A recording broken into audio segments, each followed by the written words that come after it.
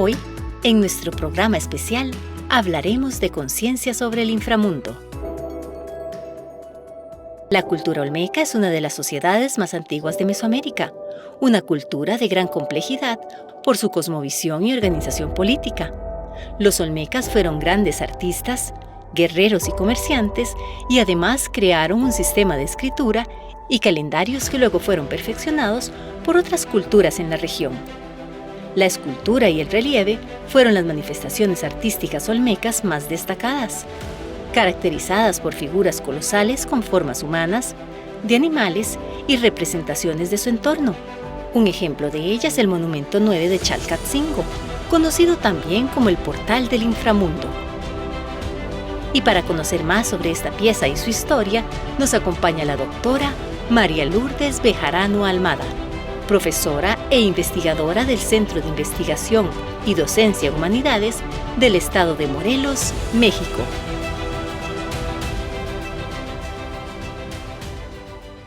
Doña Lourdes, bienvenida a Conciencia.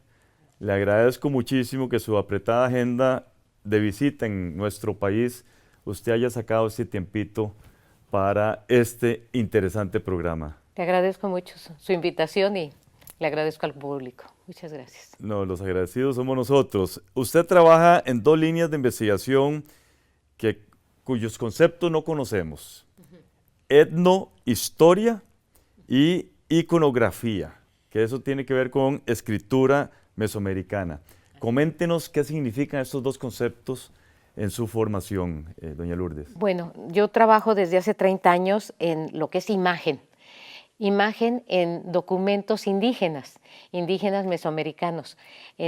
Antes se escribía de forma diferente, no había la forma manuscrita que manejamos ahora, se manejaban todo lo que son imágenes. Entonces, con puros dibujitos, ellos ponían sus tradiciones, ponían la historia de sus gobernantes, ponían todo su religión a través de esos dibujos en unos documentos que le llaman códices.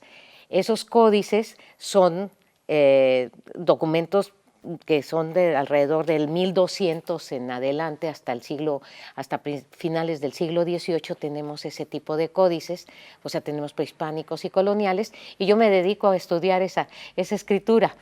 En mi historia, bueno, pues es todo lo que es el estudio de los grupos sociales en diferentes etapas históricas de México en particular. Un campo fascinante, doña Lourdes. Sí, totalmente diferente a lo que la gente normalmente... Y poco conocido.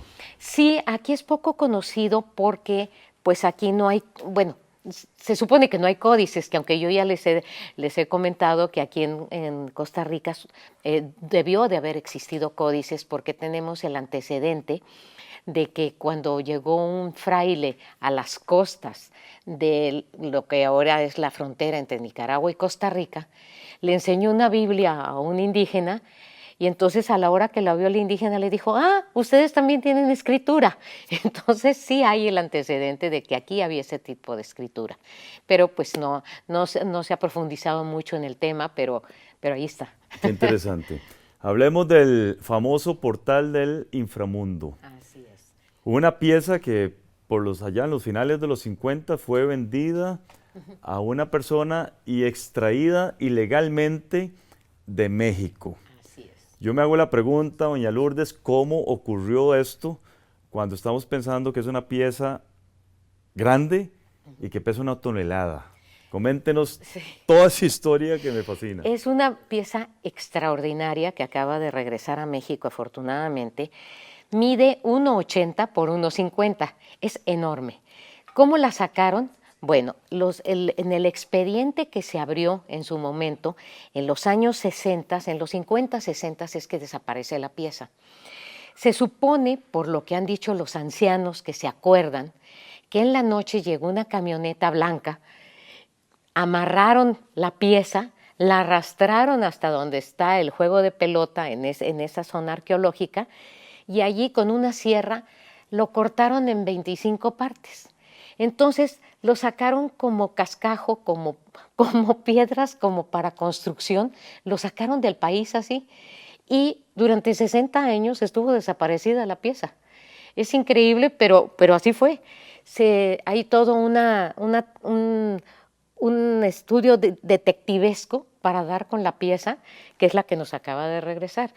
Pesa 1 tonelada y es impresionante verla en vivo.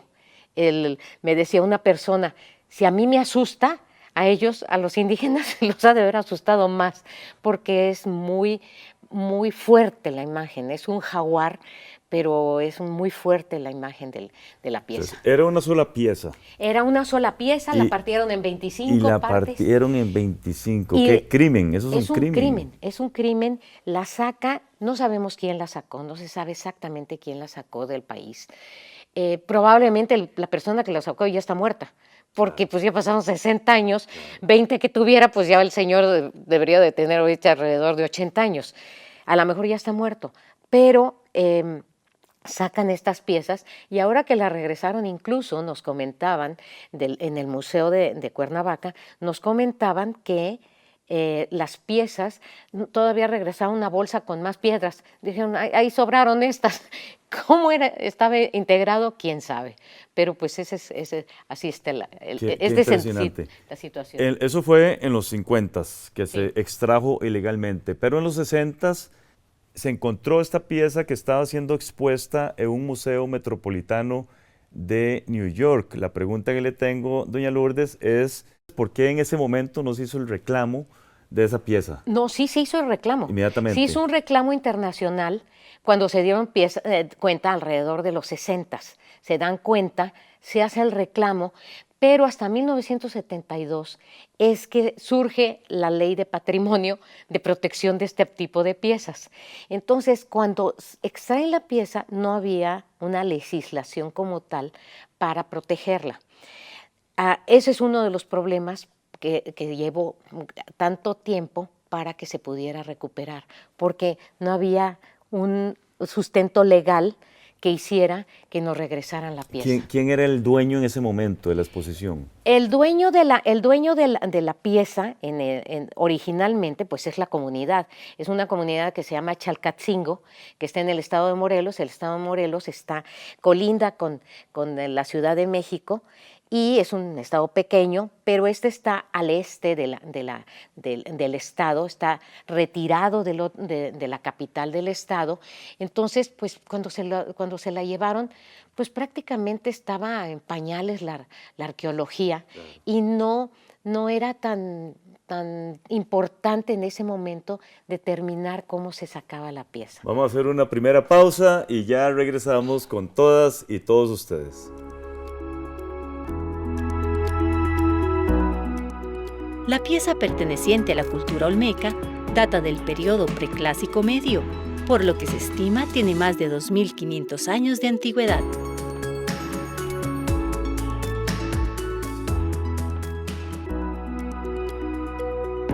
Gracias por continuar con nosotros. Estamos hablando con la doctora María Lourdes Bejarano Almada, quien es investigadora independiente, miembro del Consejo de Cronistas del Ayuntamiento de la Ciudad de Cuernavaca y de la Asociación de Cronistas. La pregunta que tengo que hacerle obligatoriamente, doña Lourdes, ¿por qué el Portal del Inframundo? ¿Por qué recibe este nombre, esta valiosa pieza? Bueno, recibe ese nombre, se lo pone el investigador que está permanentemente en el área arqueológica de Chalcatzingo, Mario Córdoba, le pone el nombre de portal porque tiene similitud a otras piezas que tenemos del mismo periodo del preclásico. El preclásico es en este caso de Chalcatzingo es de 1200 al 400 antes de Cristo, estamos hablando. Y hay diferentes piezas que tenemos con esos espacios donde hay personajes adentro y que remiten a un portal. ¿Qué es un portal? Es una entrada, es una puerta para entrar a los diferentes planos del universo, donde entraban tanto los humanos como las deidades. Entraban y salían. Y entonces por eso se le llama Portal del Inframundo. ¿Qué representa esta pieza? Digamos, desde el punto de vista de ustedes, Ajá. Hay un jaguar, entiendo que hay una serpiente. Hay un gran hueco Exacto. central. Lo que representa, creo yo, es el propio cerro de Chalcatzingo. Las montañas van a tener un valor simbólico extraordinario en el mundo mesoamericano. Vamos a ver que son lo que va a unir el supramundo, el nivel medio, que es la Tierra, y el inframundo. Y la forma de entrar a esos niveles es a través de cuevas. Incluso esta pieza está fuera, está descontextualizada, como se la robaron, no sabemos especialmente dónde estaba ubicada inicialmente. Entonces se supone que estaba a la entrada de una cueva y por ese agujero, por esa boca, entraban a la cueva, las personas, y era una forma ¿Es como... tan grande, doña Lourdes? El hueco es como de este tamaño, sí cabe una persona, de caber sí cabe una persona. La forma que tiene es muy particular. El hueco no es un hueco redondo, es un hueco en forma de cruz. La cruz tiene relación con todo lo que es la cultura olmeca. Los olmecas utilizaban esa cruz para determinar los 4 rumbos del universo. Es decir, lo que para nosotros es norte, sur, este y oeste, ellos con eso lo demarcaban. Pero ellos tenían un punto más que nosotros no manejamos, que es el quincunsen. El quincunsen es el centro. Es nosotros con los diferentes rumbos alrededor de nosotros. Entonces, la pieza en sí es el cerro, donde tiene en el corazón del cerro, en el centro del cerro, tiene esos 4 rumbos, donde me están marcando que para ellos Chalcatzingo es su quincunsen, es de donde parte el universo, de donde se expanden hacia el norte, sur, este y oeste. Qué interesante. También destaco que habían unos ojos con unas grandes cejas. Ajá. Y una boca con labios abultados. Exacto. ¿Cómo interpretan ustedes estas imágenes? Bueno, las cejas tiene cejas que le llaman flamígeras. Son unas cejas como flamas que las tenemos en otras piezas que son de la misma época, del preclásico, de la misma región que tenemos en estudio. Y la boca tiene 3 bandas alrededor de esa oquedad. Hay 3 bandas. Son los 3 niveles a los que accedían, porque cuando los arqueólogos hablan de que van al inframundo, ya están manejando no solamente lo que sería el Averno, sino el infierno, sino que serían los 3 niveles, el nivel superior, el medio y el inferior, que es donde entran a los diferentes planos. Y eso está representado con la boca. Y las cejas están relacionadas de esa forma de flama, se relaciona con los jaguares. La cara efectivamente es de un jaguar. Los ojos son de un jaguar, la nariz es de un jaguar. Hay quien ha propuesto que probablemente la nariz sea de una serpiente. A través del estudio que yo he hecho, yo tengo una metodología que se utiliza para los códices, para el estudio de la escritura indígena, en la que en ese proceso metodológico lo que hace uno es que va uno de lo general, de la imagen completa, y va uno extrayendo las diferentes partes, los ojos, las cejas, la nariz, la boca, etcétera, y uno va haciendo comparativos con otras piezas. Y entonces cuando uno compara con otras piezas, tenemos que la representación de las fosas nasales son iguales a las de otras representaciones donde hay jaguares. Entonces es una nariz de jaguar, no de serpiente. Qué interesante. Yo me imagino, doña Lourdes, que situaciones similares han ocurrido con muchas otras piezas de México que no se encuentran en este país. Uh-huh. Hay un registro, se sabe, digamos, por fotografía, por la misma historia, que esto haya pasado. Sí, claro. Hay muchas piezas, últimamente se han estado recuperando muchas piezas. El problema es que, por ejemplo, nos damos cuenta de las piezas cuando ya están en las casas de subasta en los Estados Unidos, en Europa o lo que sea, y allí detectamos las piezas. Se hace un reclamo por parte de Relaciones Exteriores, por parte del Instituto Nacional de Antropología, se hace un reclamo de las piezas para poder recuperarlas. Pero sí hay una lista enorme de piezas que está fuera del lo que país. llamamos acá el saqueo. El saqueo. El saqueo Sí, arqueológico. exactamente. Que eso es un problema muy serio también Los en nuestro guaqueros, país. aquí le Los llaman guaqueros. igual, Allá también, allá no se llaman guaqueros, pero sí hay un saqueo constante y sobre todo en los años 60, 70 hubo mucho saqueo de piezas y otras que es increíble, pero por ejemplo en el caso de los códices, cuando llegaba una persona del extranjero y que decía, oiga, sé que aquí tienen un documento muy interesante, me gustaría verlo, ay, qué bonito está, se lo quiere llevar, lléveselo, y se los daban, se los regalaban. Entonces había un desconocimiento del valor que tenían esas piezas y de lo importante que es para el conocimiento de nuestra historia, pero pues sucedió. Y se da con más frecuencia con piezas pequeñas. Yo Sí. recuerdo en cierta época que era común ir a una casa y encontrar piezas arqueológicas. Ahora por obligación uno tiene que devolverlas al Estado. Sí, bueno, no que las devuelva, uno lo que tiene que decir es que las tiene en posesión y entonces se las permiten a uno y luego en un momento dado se las pueden pedir a uno para exhibirlas, pero uno tiene nada más que declararlas que las tiene y no hay problema, porque pues a donde escarbe realmente en México va a encontrar piezas arqueológicas y es común que en todas las casas, absolutamente en todas, hay piezas grandes, pequeñas y que tienen diferente valor porque hay muchas que son, o sea, son piezas muy, muy comunes, pero hay otras piezas que son muy importantes. Únicas, sobre todo eso. Hacemos una segunda pausa y ya regresamos. Chalcatzingo ha sido una de las zonas arqueológicas donde se han hallado más esculturas en el altiplano mexicano.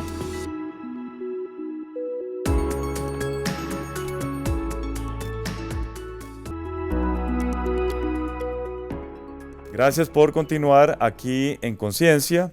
Hablamos con la doctora María Lourdes Bejarano sobre una de las piezas arqueológicas más buscadas en México. Así es. El portal del inframundo, pero también se le llama el monstruo de la tierra. ¿Por qué? ¿Y quién la describe como el monstruo de la tierra? El nombre oficial es Monumento 9. Así lo manejan los arqueólogos. Mario Córdoba, que es el arqueólogo que trabaja allí en Chalcatzingo, es el que lo nombró el portal del inframundo y los norteamericanos son los que le llaman el monstruo de la tierra. Es un nombre que les encanta. Tenemos muchos monstruos de la tierra para el posclásico, para el preclásico. Es un nombre, como no comprenden qué es lo que hay atrás de la información que nos está dando la pieza, pues le ponen monstruo porque no lo ven pues bonito a los ojos de ellos, ¿no? Pero por eso es que le llaman monstruo. Con relación a el proceso que llevó esta pieza, le quiero comentar que el Chalcatzingo, la primera vez que se tiene conocimiento de ese lugar es en 1934. Viene una gran lluvia, viene un deslave en el cerro, avisan al Museo de Antropología, va la gente, en particular la arqueóloga Eulalia Guzmán, y se encuentra con una serie de relieves que no sabe a qué grupo pertenecen. Es hasta posteriormente que empiezan a encontrar en trabajos que hacen en la zona nuclear olmeca que van a detectar a un grupo que tiene ciertas características muy importantes. Y a ese grupo le llaman olmeca. Olmeca en náhuatl quiere decir la gente o el país del hule. Y entonces por eso deciden ponerle olmecas. Y cuando ven, las piezas de Chalcatzingo son iguales, o sea, tienen las mismas características. Entonces determina que también son olmecas. Pero empiezan en los años 60, después de que se roban la pieza entre los 50 y los 60, se roban la pieza y en 1968 aparece publicada en una revista americana que es American Antiquity, aparece la imagen de esta pieza. Luego aparece en el museo, en un museo en Ítaca, en Nueva York, varias veces, en el Met de Nueva York varias veces, en el 72 es que aparece esta reglamentación del patrimonio nacional, y hay un señor que se llamaba David Grove, que fue el que impulsó que se regresara esa pieza, la ve en Nueva York, hace el dibujo y es la primera vez que en los años 60 se publica el dibujo de la imagen, porque no sabían ni a qué zona pertenecía, o sea, no se tenía conocimiento. Hasta los años 60 empiezan a detectar que puede ser de Chalcatzingo y que es una pieza que se robaron de Chalcatzingo. Y empieza un trabajo detectivesco y hasta los 2002 se hace ya, no, en el 2008 ya se encuentra al coleccionista con ayuda de los Estados Unidos. Y en el 2022, ya con todo un entramaje formal, jurídico, claro, se puede reclamar, porque no tenían las bases para poderlo reclamar. Es increíble. Y apenas el 19 de marzo es que regresa la pieza, nos las mandan desde Denver en un avión de la Fuerza Aérea Mexicana y llega al Museo de Morelos, de Cuernavaca, porque es la capital. Allí va a estar un año y luego se va a regresar la pieza, porque esa es la nueva política que está siguiendo el Instituto Nacional de Antropología, va a regresar a Chalcatzingo. Maravilloso. Su papel alrededor de toda esa historia, doña Lourdes. Mi papel, bueno, yo le decía, llevo 30 años trabajando imagen. Como yo vivo en Morelos, me llamó mucho la atención la pieza, entonces lo que hice fue un análisis de la imagen parte por parte, como le decía yo, que uso metodológicamente mi trabajo, y lo que estoy haciendo es presentar una propuesta. Estamos en pañales con relación a esta pieza, porque en 60 años no se había dicho nada. Entonces fue la primera vez que se hablaba en 60 años. Es increíble, pero pues es lo que ha sucedido con una pieza tan bonita, porque es una pieza espectacular. Eso sí le puedo decir. En esa división que se hizo en 25 segmentos, ¿no se perdió ninguna parte importante de la pieza? No lo sabemos, porque le digo que cuando regresan la pieza, ahora que regresaron la pieza, junto con la pieza, regresaron una bolsa con más piedras y les dijeron, sobraron estas. O sea, sobraron y ¿en dónde iban? Porque además es increíble y se ve cómo está el corte, que rebanaron la pieza, porque en la parte posterior está totalmente plana. Si usted jala una pieza de un cerro, pues le van a salir con protuberancias. No, aquí está totalmente cortada, con sierra. Y pues el daño estuvo hecho, pero gracias que ya la tenemos. Me encontré una frase en la literatura que revisé que dice que es una pieza clave para las investigaciones sobre la iconografía olmeca. En minuto y medio, ¿qué significa esto? Los olmecas es la cultura madre. La cultura madre quiere decir que fue la primera y de allí tuvo repercusión en todas las diferentes culturas que tenemos conocidas. Teotihuacán, los mayas, los mexicas, van a retomar elementos como el juego de pelota, van a retomar elementos como la serpiente emplumada, el calendario. Todo eso viene de los olmecas. Y esta es una pieza olmeca. Extraordinario. Bueno, yo le deseo una feliz estadía en estos pocos días que usted va a estar con nosotros y yo no descarto buscarle en Cuernavaca para que me lleve a conocer esta pieza. Con mucho gusto. Bienvenido y le va a encantar. Muchas gracias por la invitación. Muchas gracias a usted, doña Lourdes. Gracias a todas y todos ustedes. Continúen con la programación de Canal 15 UCR, no sin antes ver nuestra sección de conceptos. Hola, soy Catalina Lao y les doy la bienvenida a Conceptos, el espacio donde definimos algunos de los términos que se usaron en el programa y los ponemos en contexto. Por ejemplo, hoy se usó esta palabra. En unos documentos que le llaman códices. Esos códices son... Códice es un libro manuscrito que tiene importancia histórica o literaria, en especial cuando es anterior a la invención de la imprenta. En este caso, la investigadora nos habla del documento que utilizaba la civilización olmeca para registrar a través de imágenes su historia, cultura, religión, política y tradiciones. Pero también se utilizó el siguiente término. Entonces lo sacaron como cascajo, como piedras, como para construcción. Cascajo es un sustantivo y se refiere al conjunto de piedras menudas o de fragmentos de piedras y de otras cosas que se quiebran. La investigadora utiliza este concepto para referirse a la manera en cómo cortaron y empacaron la pieza arqueológica para poder sacarla del país sin ser descubierta. Esto fue Conceptos. Recuerde que puede seguirnos por nuestras páginas de Facebook y YouTube para conocer más sobre nuestros temas de investigación. Les espero en el próximo programa de Conciencia para seguir definiendo más palabras. Hasta la próxima.